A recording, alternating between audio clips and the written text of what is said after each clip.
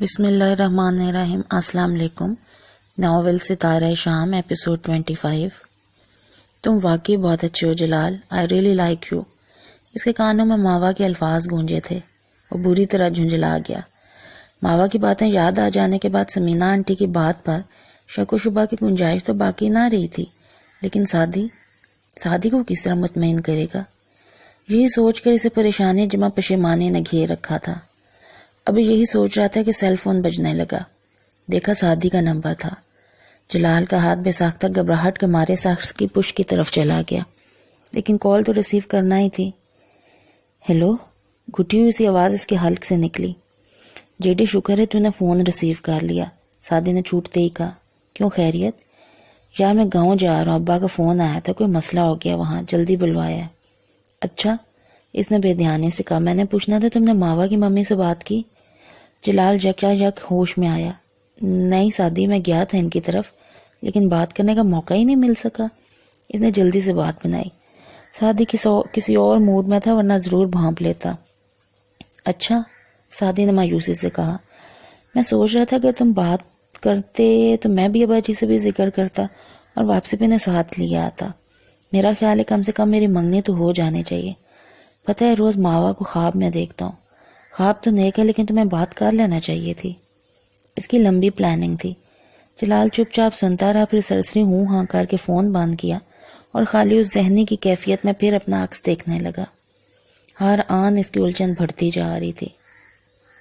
Tanvi staff روم سے آئی تو باہر بیٹھی بلاوی نے بتایا کہ مس زرتاشیہ وائس پرنسپل کے آفس میں جا چکی ہیں اور انہوں نے تنوی کو بھی وہیں بلوایا۔ وائس پرنسپل کے آفس کا سن کے تنوی کا ماتھا بری طرح ٹھٹکا۔ اگر نصابی یا غیر نصابی سرگرمیوں سے متعلق کوئی بات ہوتی تو یہاں سٹاف روم میں بیٹھ کر بھی کی جا سکتی تھی۔ آخر وائس پرنسپل کے آفس میں جانے کی کیا ضرورت تھی؟ اس کا دل چاہا واپس گراؤنڈ میں جائے اور ابیر کو اپنے مورل سپورٹ کے لیے ساتھ چلنے کا کہے، لیکن جتنی دیر میں وہ واپس جاتی اور ابیر کی منت سماجت کر کے اسے ساتھ لاتی، اتنی دیر میں بریک ٹائم ختم ہو جانا تھا۔ اس نے سر جھٹکا اور وائس پرنسپل کے آفس کی طرف چل دی۔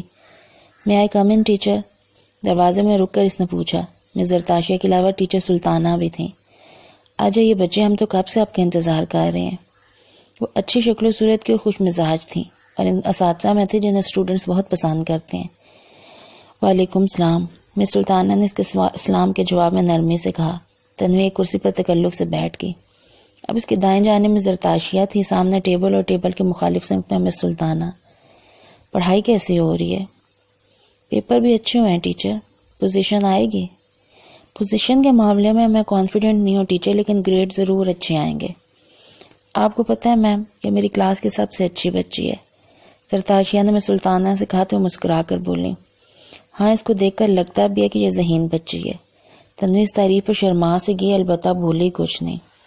آپ اس بار آڈیشن کے لیے نہیں آئیں، حالانکہ ہم سوچ رہے تھے کہ اینول ڈرامہ آپ کے بغیر مکمل نہیں ہو سکے گا۔ ٹیچر، لاسٹ ایئر بھی ڈرامہ کی وجہ سے میری پڑھائی کا بہت ہرج ہوا تھا، اس لیے میں نے سوچا کہ اس سال رہنے دیتی ہوں۔ ایسا ہے بچے کہ ہم نے آپ کو ایک خاص کام کے لیے بلوایا ہے۔ یوں سمجھے کہ آپ کے انسٹیٹیوٹ کو آپ کی ضرورت ہے۔ ٹیچر سلطانہ نے تمہید باندھی تو ہمدن گوش ہو گئی اور باری باری دونوں کو دیکھا۔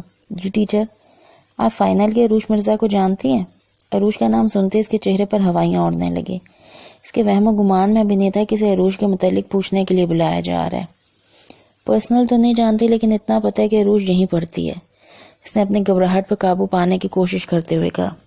پچھلے سال اس نے کالج کے اینول فیسٹیول میں آپ کے ساتھ ڈرامہ سٹیج کیا تھا، کیا اس دوران دوستی نہیں ہوئی اس سے؟ یہ سوال ٹیچر زرتاشیہ کی طرف سے آیا۔ ٹیچر، ہم ریہرسل کے سلسلے میں ملتے تھے، ہم دونوں کے الگ الگ فرینڈز تھے، اس لیے زیادہ دوستی نہیں ہو سکی، لیکن ہم نے سنا ہے کہ آج کل وہ آپ سے دوستی کرنے کی کوشش کر رہی ہے، کیا درست ہے؟ 2 بار اس نے کہا کہ وہ دوستی کرنا چاہتی، لیکن میں نے انکار کر دیا۔ کیوں؟ مجھے وہ پسند نہیں ہے۔ پسند کیوں نہیں؟ پتہ نہیں ٹیچر، بس وہ مجھے اچھی نہیں لگتی، عجیب سی باتیں کرتی ہے، اس نے الجھن آمیز لہجے میں کہا۔ دونوں ٹیچر نے بساختہ ایک دوسرے کی طرف دیکھا، پھر مس زرتاشیہ نے کہا، بچے کیا بہتر نہیں ہوگا کہ آپ ہم سے بنا جھجکے بات کرو؟ تنوی بے ساختہ انگلیاں مسلنے لگی۔ ٹیچر، ایسی کوئی بات نہیں کہ بطور خاص پوائنٹ آؤٹ کروں، کچھ لوگ ہمیں بلا وجہ اچھے لگتے ہیں، اس طرح کچھ لوگ بلا وجہ برے بھی لگتے ہیں۔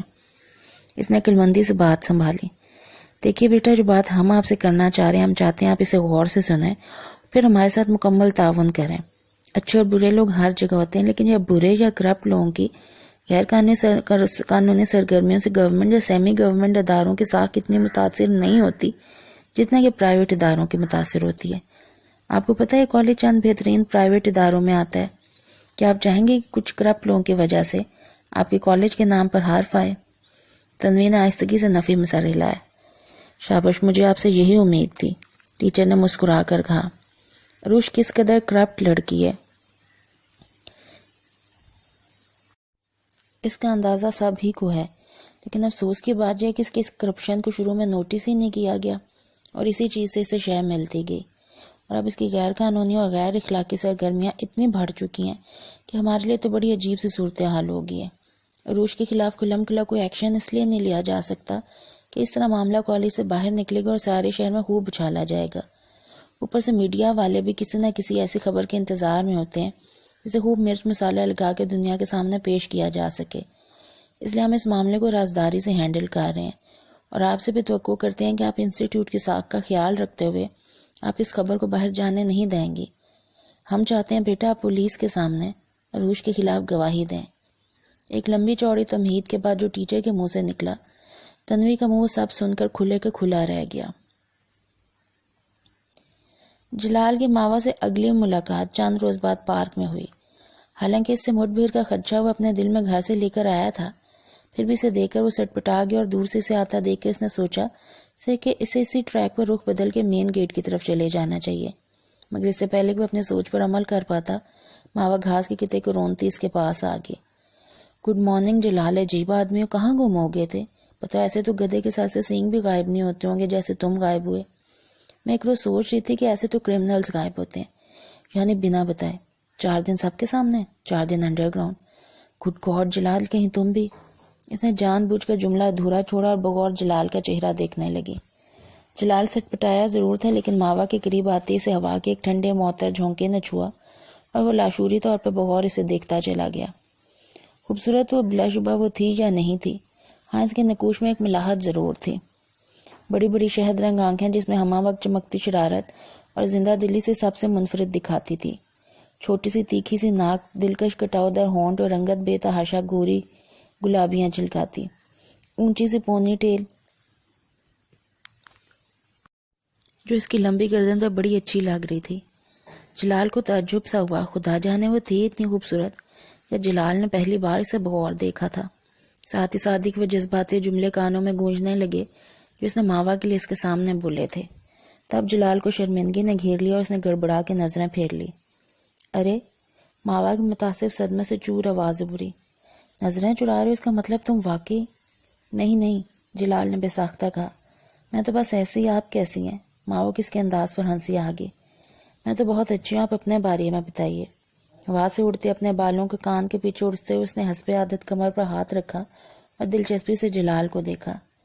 تم تھے کہاں جلال؟ ہم تو سمجھے آؤٹ آف ٹاؤن ہو، تو ابھی دوبارہ ملنے نہیں آئے، پارک میں بھی دکھائی نہیں دیے، سب خیریت تو ہے نا؟ یکا وہ کسی قدر فکر مندی سے پوچھنے لگی۔ جلال حیران ہوا، کتنے رنگ تھے اس لڑکی کے مزاج کے، ابھی شرارتی ابھی فکر مندی۔ میں کچھ مصروف تھا، جلال نے جلدی سے کہا۔ ماوا زور زور سے اس بات میں سار ہلانے لگی، پھر چند ادھر ادھر کی باتیں کر کے کسی اور طرف چلی گئی۔ جلال اسے جاتا دیکھتا رہا، اس کے دل و دماغ پر عجیب سا بوجھ آن پڑا تھا۔ ابھی اس مخمصے کا شکار تھا کہ مخالف سمت سے سمینہ تیز تیز قدم اٹھاتی اس کے قریب آ گئی۔ السلام علیکم آنٹی۔ جلال، تم نے ماوا کو کچھ بتایا تو نہیں؟ سمینہ نے اس کے سلام کو نظر انداز کرتے ہوئے بے چینی اور فکر مندی سے بولا۔ میں نے نہیں بتایا، میرا خیال تھا آپ بتا چکی ہوں گی، میری ہمت ہی نہیں ہوئی۔ سمینہ نے ٹریک سے چند قدم کے فاصلے پہ نصب بینچ پر بیٹھتے ہوئے لاچاری سے کہا، میں نے اپنی بیٹی کو بہت نازوں سے پالا ہے جلال، اس کے والد کے انتقال کے بعد معمولی سے معمولی غم سے بھی بچاتی رہی ہوں۔ اب خود بطور جس خبر سے اس کا دل ٹوٹنے کا خطرہ ہو، وہ اسے سنانے کے لیے ہمت کہاں سے جمع کروں؟ سمینہ نے ٹوٹے بکھرے سے لہجے میں پوچھا۔ ایک بات کہوں سمینہ آنٹی، آپ پلیز برا مت مانیے گا، ہو سکتا ہے آپ کو غلط فہمی ہوئی ہو، کیونکہ بہت زیادہ سوچ بچار کے بعد میں مجھے ماوا کے انداز سے ایسا کچھ نہیں لگا کہ وہ مجھ میں انٹرسٹڈ ہے، جلال نے جھجک آمیز لہجے میں کہا تھا۔ کیا کوئی ماں محض غلط فہمی کی بنیاد پہ ایسی بات کہہ سکتی ہے؟ سمینہ نے جھنجھلا کر لیکن کسی قدر متحمل لہجے میں پوچھا۔ اور مجھے حیرانی ہے اتنے سمجھدار ہو کر بھی تمہیں میری بات پر شک ہے۔ نہیں آنٹی، شک کا تو سوال ہی پیدا نہیں ہوتا، لیکن میں گلٹی فیل ضرور کر رہا ہوں۔ میں ماوا کو کبھی یہ احساس نہیں دلایا کہ میں اس میں انٹرسٹڈ ہوں۔ میں سمجھ نہیں پا رہا کہ وہ میری کس بات سے اتنی متاثر ہوگی کہ مجھ میں دلچسپی لینے لگے۔ یقین کیجیے مجھے بہت افسوس ہوگا اگر کسی لڑکی کا دل میری وجہ سے ٹوٹ گیا۔ کیا ضروری ہے کہ ماوا کا دل ٹوٹے؟ تم ایک بار اس کے بارے میں غور تو کرو۔ آئی ایم سوری آنٹی، میں اپنے دوست کو دھوکہ نہیں دے سکتا۔ ماوا کی تمہارے دوست سے کوئی کمٹمنٹ تو نہیں تھی کہ تمہارے کسی عمل کو دھوکہ شمار کیا جائے؟ یہ تو آپ ٹھیک کہہ رہی ہیں، لیکن سمینہ تلخی سے ہنستی۔ یہ محض تمہارے عذر ہیں کیونکہ تمہیں اس میں دلچسپی نہیں ہے۔ ایسی بات نہیں ہے سمینہ آنٹی، اس نے بے ساختہ کہا۔ سمینہ کی تو جیسی دلی مراد بھر آئی تھی، چہرے پر روشنی سے پھیل گئی۔ میرا مطلب ہے، اس نے گڑبڑا کر کہا۔ سمینہ کا چہرہ پھیکا پڑ گیا۔ ٹھیک ہے، میں سمجھ گئی۔ میرا ایک کام کرو گے جلال؟ یہ ساری بات ماوا کو خود بتا دو۔ میں کبھی اتنی ہمت جمع نہیں کر پاؤں گی۔ لیکن میں کیسے آنٹی؟ اس نے مزید سٹ پٹا کر کہا۔ اور تم لنچ ہمارے ساتھ کرو اور وہیں سے بتا دینا۔ میں کوشش کروں گی کہ اس کے بعد جلد از جلد ماوا کو واپس آئرلینڈ لے جا سکوں۔ وہ جتنے دن زیادہ یہاں رہے گی اتنا دکھی ہوگی۔ پلیز جلال بیٹے، انکار نہ کرو، میں تمہاری احسان مند رہوں گی۔ لنچ پر تمہارا انتظار کریں گے ہم۔ سمینہ سے مشکل میں ڈال کے گھٹنوں پر ہتھیلیوں کو بوجھ ڈالتی اٹھی اور گیٹ کی طرف چلی گئی۔ جلال سر پکڑ کے اسے بینچ پر بیٹھ گیا۔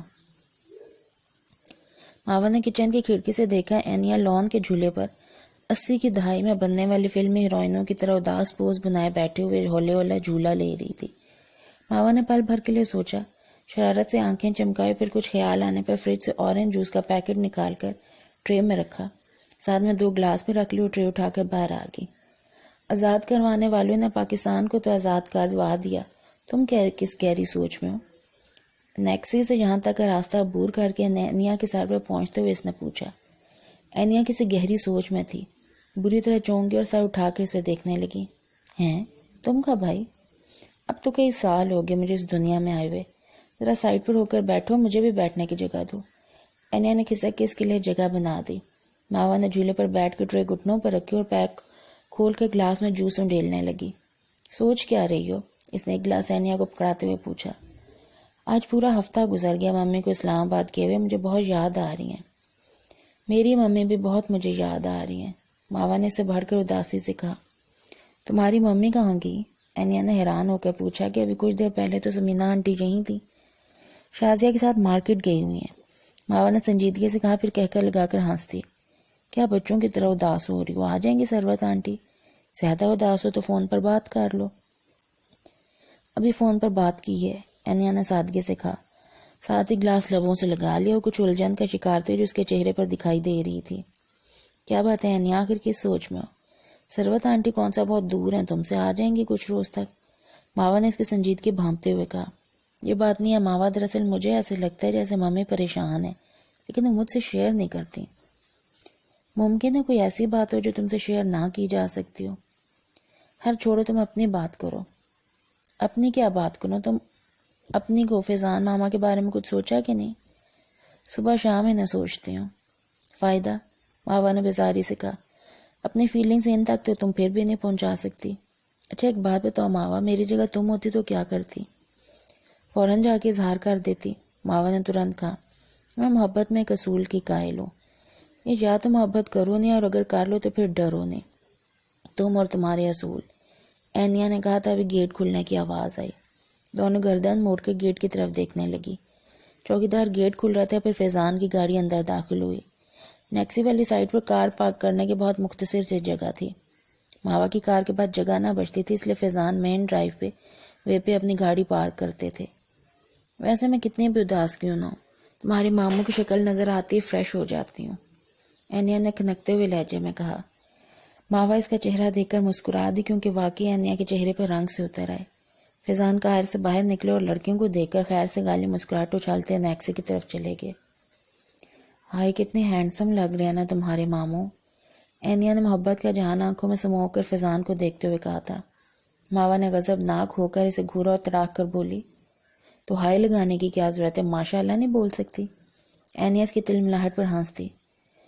تمہیں بڑا غصہ آ رہا ہے، جیسے وہ میرے تو کچھ ہے ہی نہیں۔ بھئی ہمارا تو جو دل چاہے گا ہم وہی بولیں گے، اس نے اترا کر کہا تھا۔ اچھا؟ ماوا نے ابرو اچکا کر اسے دیکھا، پھر جھک کر ٹرے گھاس پر رکھی اور کھڑے ہوتے ہوئے حتمی انداز میں بولے، اٹھو۔ لیکن کیوں؟ ارے اٹھو تو صحیح۔ اس نے ہاتھ پکڑ کے انیا کو گھسیٹا اور برآمدے کی طرف بڑھی۔ کیا کر رہی ہو ماوا، ہم جا کہاں رہے ہیں؟ انیا نے اس کے ساتھ تقریباً بھاگتے ہوئے کہا۔ ابھی تم نے کہا نا کہ جو تمہارے دل میں ہوگا وہی بولو گی، تو چلو فیضان ماما کو جا کر اپنے دل کا حال بتاؤ۔ فیضی ماما؟ انیا کی آنکھیں کھلی کی کھلی رہ گی، لیکن اس سے قبل کچھ بول پاتی ماوا نے فیضان کو آواز دے دی۔ فیضان ٹھٹک کر انہیں دیکھنے لگے۔ ماما یہ انیا نے آپ سے کوئی ضروری بات کرنی ہے۔ اس نے فیضان کے نہیں انیا کے سر پر دھماکہ کیا تھا۔ فیضان تو منتظر نظروں سے انیا کو دیکھنے لگے۔ اس کا یہ حال تھا کہ سانس حلق میں اٹک گئی، پیشانی پر پسینہ دکھائی دینے لگا، ایسے لگتا تھا ابھی گھبراہٹ کے مارے لہرا کر گر پڑے گی۔ فیضان نے اس کے چہرے سے جانے کیا خز کیا متفکر سا ہو کر بولے، خیریت تو ہے انیا، کوئی پریشانی ہے؟ جی نہیں، اس نے جلدی سے کہا۔ ماوا نے گردن موڑ کے اسے گھورا اور آواز دبا کر دانت کچھ کچا کر بولی، اچھا موقع ہے، بول دو بے وقوف۔ انیا نے خفیف سا نفی میں سر ہلایا۔ ماوا نے غصے سے اس کا ہاتھ بری طرح دبا دیا۔ انیا کی چیخ حلق میں اٹک گئی۔ تم دونوں نے آپس میں بات کرنا تھی تو مجھے کیوں روکا؟ یہ ماوا بھی نا، آپ تھکے ہوئے ہوں گے، میں پھر بات کر لوں گی، ایسی کوئی ضروری بات تو نہیں۔ انیا نے بر وقت حاضر دماغی کا مظاہرہ کیا تھا، لیکن ماوا کچھ اور ہی سوچے بیٹھی تھی، جلدی سے بولی، اوہ اب ایسی غیر ضروری بات بھی نہیں ہے، آپ اس سے پوچھیں ماما، کب سے مجھ سے آپ کے بارے میں پوچھ رہی ہے کہ آپ کب آئیں گے؟ ایسی کیا بات ہے انیا؟ فیضان نے الجھ کر پوچھا۔ پلانٹس، انیا کے لبوں سے بے ساختہ نکلا۔ ہاں پلانٹس، میں نے کچھ نئے پلانٹس منگوائے تھے، وہی آپ کو دکھانا چاہ رہی تھی۔ اس نے کھنکتے لہجے میں کہا کہ بر وقت بہانہ سوج گیا تھا۔ ماوا کا دل چاہا اسے کچا چبا جائے۔ ٹھیک ہے میں ذرا فریش ہو کر آتا ہوں، فیضان نے پرسوچ انداز میں باری باری دونوں کا چہرہ دیکھتے ہوئے کہا۔ کھٹکے تو ہوتے ہیں مگر ظاہر نہیں ہونے دیا اور انیکسی کی طرف چلے گئے۔ پیچھے انیا نے زوردار دھپ ماوا کو رسید کی تھی۔ تم نے تو آج مروا دیا تھا۔ میرا دل چاہ رہا ہے سچ مجھ تمہیں قتل کر دوں، ماوا جل بھن کر بولی۔ اتنا اچھا موقع گنوا دیا تم نے، مان لو انیا تمہارا کچھ نہیں ہو سکتا۔ اسی طرح ڈرتی جھجکتی روگی اور فیضان ماما کسی اور سے شادی کر لیں گے۔ اللہ نہ کرے، انیا نے دہل کر کہا۔ ہاں بس جو کرے اللہ کرے، تم کچھ نہ کرنا۔ ماوا کو موقع ہاتھ سے جانے دینے کا سخت افسوس تھا۔ سب کچھ اللہ ہی کرتا ہے، انیا نے خفگی سے کہا۔ مجھے بھی پتہ ہے کہ سب کچھ اللہ ہی کرتا ہے، لیکن تھوڑی محنت انسان کو خود بھی کرنا پڑتی ہے۔ یاد رہے منو سلوا صرف اسرائیلیوں کے لیے نازل ہوتا تھا۔ ہیں؟ کیا بول رہی ہو ماوا، مجھے تو کچھ سمجھ نہیں آ رہا۔ اس نے روحانسی ہو کر کہا۔ تمہاری سمجھ ہی چھوٹی ہے، میں کیا کروں؟ تانے دینا بند کرو، یہ بتاؤ اب میں کیا کروں؟ خودکشی کر لو۔ زیادہ سے زیادہ بھی 10 منٹ میں فیضان واپس آ جائیں گے، پھر میں کیا کہوں گی؟ پہلے جیسے تم نے بہت کچھ کہا، اتنا اچھا چانس گنوا دیا۔ تو کیا مجھ سے پوچھ کر روکا تھا انہیں؟ پوچھتی تو کیا تم رکنے دیتی؟ ماوا نے سابقہ انداز میں کہا۔ ویسے مجھے پتا ہوتا ہے کہ تم اتنے نکمے پن کا مظاہرہ کرو گی تو کبھی نہ روکتی۔ اب میں کیا کروں؟ مجھے کیا پتا، خود ہی سوچو، میں تو جتنی مدد کر سکتی تھی کر چکی، اب خود ہی سوچو، ماوا نے بے مروتی سے کہا تھا۔ انیا سر پکڑ کے بیٹھ گئی۔ فیضان ان دونوں کے انداز پر کھٹکے تھے، لیکن اپنی اس فیلنگ کو کوئی واضح نام نہیں دے پا رہے تھے، اس لیے اپنا وہم سمجھ کر سر جھٹک دیا۔ تقریباً 20 منٹ کے بعد جب دونوں باہر نکلے تو وہ دونوں سر جوڑے جھولے پر بیٹھی تھی۔ فیضان چھوٹے چھوٹے قدم اٹھاتے ان کی طرف بڑھے۔ ماوا دھیمی آواز میں انیا سے کہہ رہی تھی، میری بات مان لو، ماما آئیں گے تو ہمت کر کے ان سے اپنی فیلنگ شیئر کرنا، بعض دفعہ انسان کو بولڈ ہونا پڑتا ہے۔ اگر مجھے یہ ڈرنا ہوتا کہ ماما انکار کر سکتے ہیں تو میں ممی کو اس معاملے میں انوالو کرتی، وہ خود ہی تمہارے پیرنٹس سے بات کر لیتے ہیں، لیکن فی الحال سب سے بڑی دقت ماما کی پسند جاننا ہے، اس لیے میں انسسٹ کر رہی ہوں تم خود بات کرو۔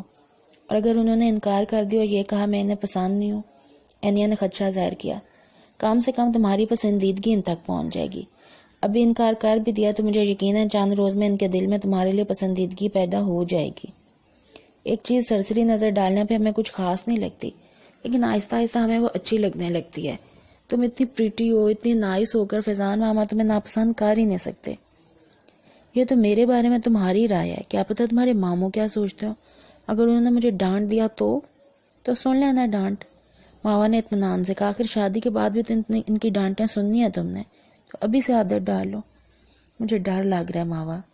ارے کچھ نہیں ہوگا یار، اتنے رومانٹک ناولز پڑھتی ہو، کوئی بھی 2-4 رومانٹک ڈائلاگس بول دینا۔ کیا ہو رہا ہے بھائی، کس نے بولنے ہیں ڈائلاگس؟ فیضان ان کے سر پر پہنچ چکے تھے۔ اینیا اچھل کر جھولے سے اتری، چہرے پر ہوائیاں اڑنے لگی، ہتھیلیاں پسینے سے بھیگ گئیں اور دل اس قدر بے ہنگم انداز سے دھڑک رہا تھا کہ لگا ابھی سینے سے باہر آ جائے گا۔ میں اندر جاتی ہوں، پلیز آپ دونوں باتیں کریں، ماوا نے کہا، لیکن اس سے قبل کے قدم بڑھاتی اینیا نے اس کا ہاتھ دبوچ لیا۔ تم رکو نہ ماوا، کپ کپاتا ہوا التجائیہ لہجہ۔ ماوا نے ہاتھ چھڑوانا چاہا، آنکھوں ہی آنکھوں میں گھورا، مگر مجال ہے جو اینیا نے گرفت ہلکی پڑنے دی ہو، اور خود بھی آنکھوں ہی آنکھوں میں ماوا کو منتیں گا رہی تھی۔ فیضان نے الجھ کر ان دونوں کو دیکھا۔ 1 منٹ، فیضان نے اکتار کر کہا، اب اگر تم دونوں میں سے مجھے کوئی نہیں بتائے گا معاملہ کیا ہے تو میں چلا جاؤں گا۔ کوئی امپورٹنٹ بات نہیں ہے بہت امپورٹنٹ ہے، یہ ماوا تھی۔ اوکے فائن، میں جا رہا ہوں، فیضان نے کہا، اور ایک بھی پل ضائع کیے بنا پلٹے۔ آپ پلیز مات جائیں، میں بتانا چاہتی ہوں کہ میں آپ کو بہت پسند کرتی ہوں اور آپ سے شادی کرنا چاہتی ہوں، اینیا نے بساختہ کہا، اور ساتھ ہی ماوا کا ہاتھ چھوڑ کر دونوں ہاتھ اپنے لبوں پر رکھ لے، یوں جیسے لفظ خود بخود اس کے لبوں سے ادا ہو گئے۔ فیضان کے قدم ٹھٹک گئے، سماٹ ٹھٹر گئی، ان کے ارد گرد اتنا سناٹا چھا گیا جیسے وہ کائنات میں تنہا رہ گئے ہوں۔ پھر وہ آہستگی سے پلٹے، پہلی نظر اینیا کے فاق چہرے پر گئی، دوسری ماوا پر جو ساکت کھڑی نے دیکھ رہی تھی۔ نظریں ملتی وہ آنکھیں چرانے لگی، اس کے چہرے پر بھی گھبراہٹ دکھائی دے رہی تھی، لیکن اینیا والا حال نہیں تھا۔ تم نے جو کہا ہے وہ دوبارہ کہو، انہوں نے اپنی غضب ہوتی آنکھوں کے اینیا کے چہرے پر ٹکاتے ہوئے سرد مہری سے کہا۔ اینیا اسی طرح سر جھکائے گھاس کو دیکھتی رہی، اس کے بھولنے کی ہمت ختم ہو چکی تھی۔ میں نے کہا، اینیا تم نے جو کہا ہے وہ دوبارہ کہو، میں آپ کو پسند کرتی ہوں اور آپ سے شادی۔ بس، فیضان نے کڑکتے لہجے میں کہا، اور تم اندر آؤ، انہوں نے اسی انداز میں ماوا سے کہا۔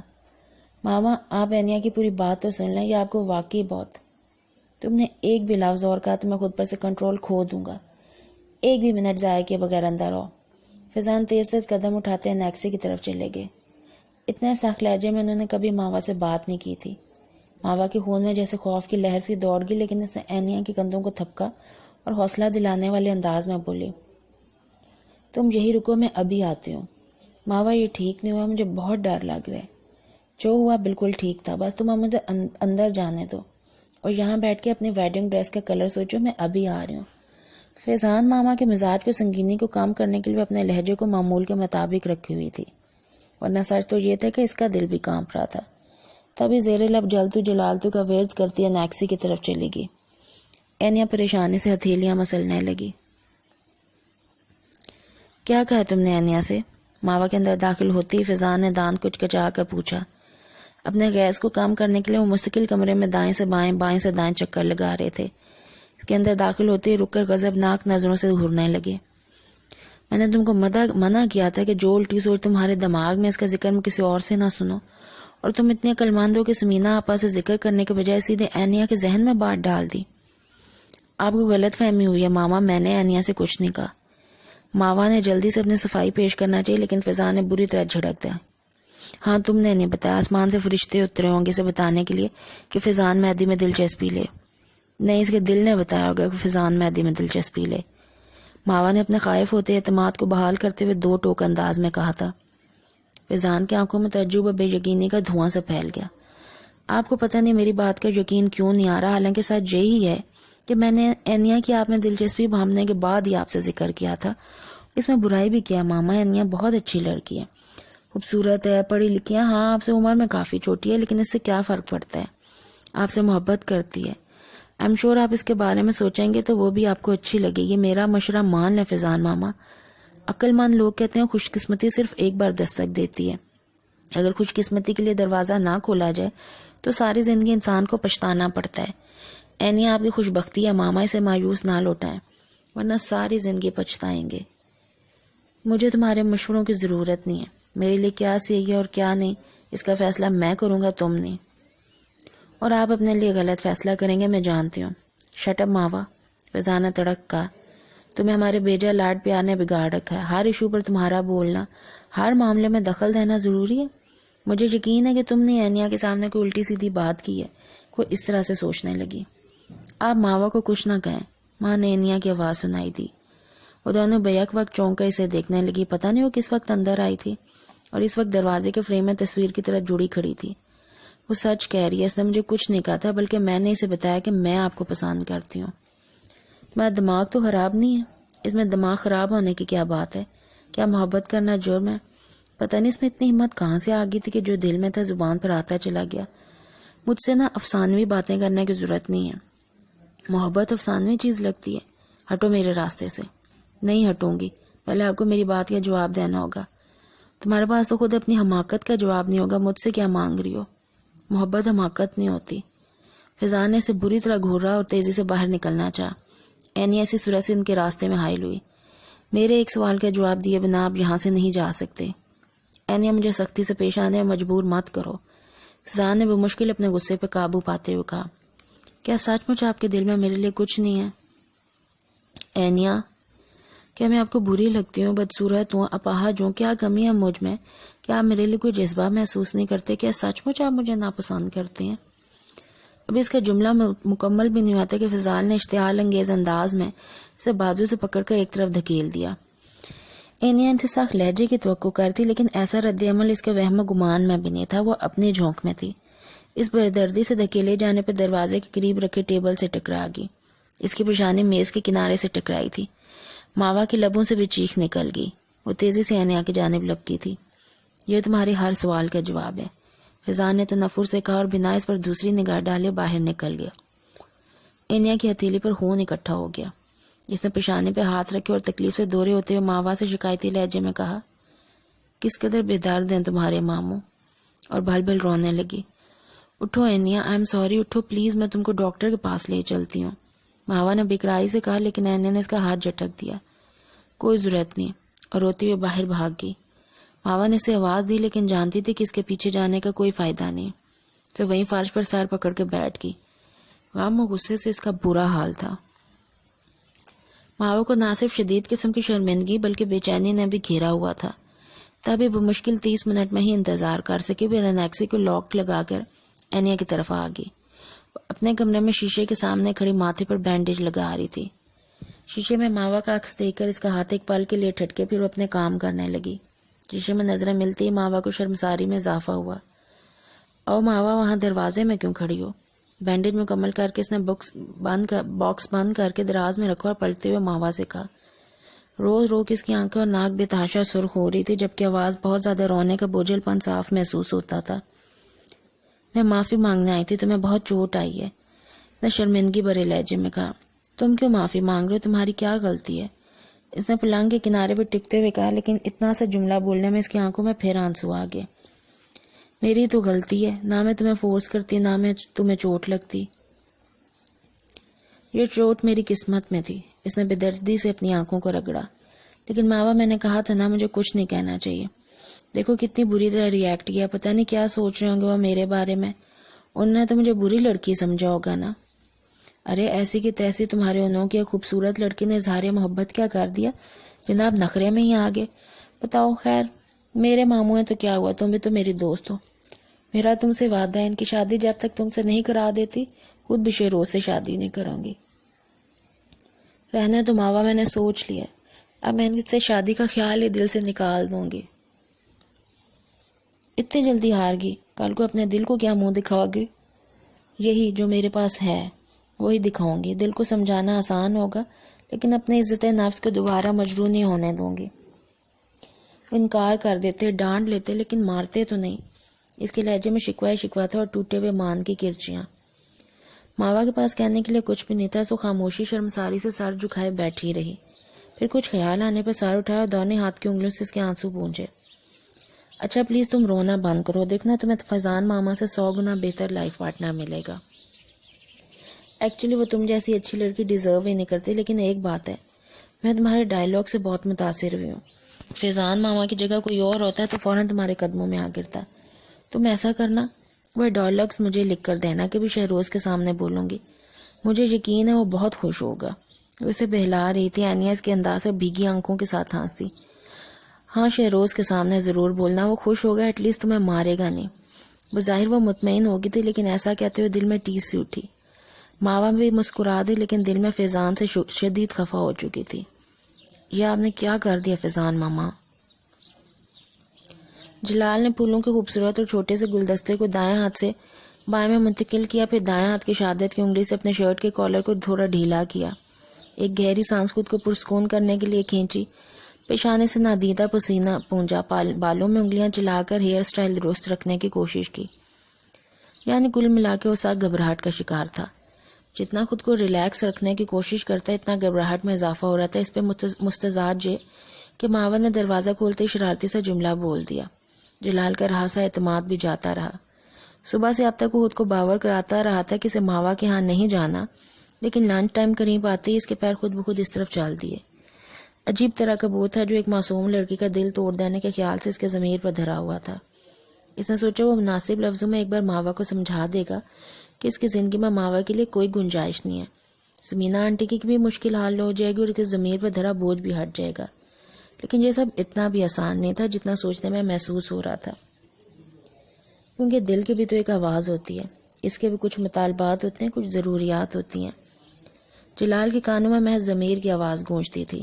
اس نے دل کو کبھی اتنی اہمیت نہیں دی تھی کہ اس کی آوازوں پہ کان دھرے، یا شاید اس کے دل نے کبھی زبان کھولی ہی نہیں. غالباً وہ کسی خاص وقت کے انتظار میں تھا. لنچ پہ ماوا کے ماموں فیضان صاحب بھی موجود تھے. سمینہ آنٹی کی طرح وہ بھی بہت اچھے مزاج کے مالک تھے. جب تک موجود رہے جلال کو کمپنی دیتے رہے. جلال کے دماغ میں سوچوں کا ادم مچا تھا. اس نے کچھ باتوں میں دلچسپی لی، کچھ میں نہیں. وہ دل ہی دل میں ان جملوں کو دہراتا رہا جو ماوا کا دل توڑنے کے لیے جلال کو اس کے سامنے بولنے تھے. لیکن ہر بار ماوا کی خوشبو اور ان بساط سے چمکتے چہرے کو دیکھ کر اس کا ارادہ ڈگمگا جاتا. ماوا نے اسے ایک ایک ڈش خود سرو کی اور اسے اصرار کر کے ہر چیز کھلا رہی تھی، لیکن جلال اس قدر ذہنی کشمکش کا شکار تھا کہ برائے نام کھا سکا. کھانا کھا کر فیضان کسی کام کے سلسلے میں چلے کہ سمینہ آنٹی کچن میں مصروف تھی. چائے پیتے ہوئے ماوا اور جلال کو تنہا بیٹھنے کا موقع ملا. جلال نے اس دوران بھی اسے کچھ نہیں بتا پایا، الٹا سارا ہی وقت ماوا اس کے پسند ناپسند، دلچسپیوں وغیرہ کے بارے میں پوچھتی رہی. اس دوران جلال یہ بھی سمجھ گیا اور کتنے بھی ارادے دے باندھ لے، ماوا کے سامنے شادی والے معاملے پر ایک لفظ نہیں بول سکے گا. اپنی بے بسی کا احساس ہوتے ہی وہ مایوس ہو گیا اور واپسی کے ارادے سے اٹھ کھڑا ہوا. ماوا اچھے میزبان کی طرح سے باہر تک چھوڑنے کے لیے آنا چاہتی تھی، لیکن سمینہ آنٹی نے منع کر دی اور خود باہر تک آئی. تم نے ماوا کو بتایا؟ آنٹی میری اتنی ہمت ہی نہیں ہوئی، جلال نے بے بسی سے کہا. سمینہ کے چہرے پر مایوسی چھا گئی. تم نے تو مجھے بہت مشکل میں پھنسا دیا جلال. میں تو خود مشکل میں آنٹی، سمجھ ہی نہیں پا رہا ماوا کو سمجھاؤں یا سادی کو. میں نے فیضان سے کہہ دیا ہے ہمارے واپسی کے ٹکٹ کنفرم کرا دے. چند منٹ کی بوجھل خاموشی کے بعد سمینہ آنٹی نے بتایا. دل میں آ سکے شاید وہاں جا کر ماوا کو سمجھانا میرے لیے آسان ہو جائے. ممکن ہو تو میری بیٹی کے سکون کے لیے دعا کرنا. ان کا ٹوٹا بکھرا لہجہ جلال کے دل میں انے کی طرح گڑ گیا اور سر جھکا کر وہاں سے باہر نکل گیا. اور اس کے ساتھ ہی آج کی ایپیسوڈ ختم ہوتی ہے. آپ نے اس ایپیسوڈ کو لائک ضرور کرنا ہے اور فیڈ بیک بھی دینا ہے کہ یہ ناول آپ کو اچھا لگ رہا ہے، اور جو ہے لائک بھی کریں، شیئر کریں.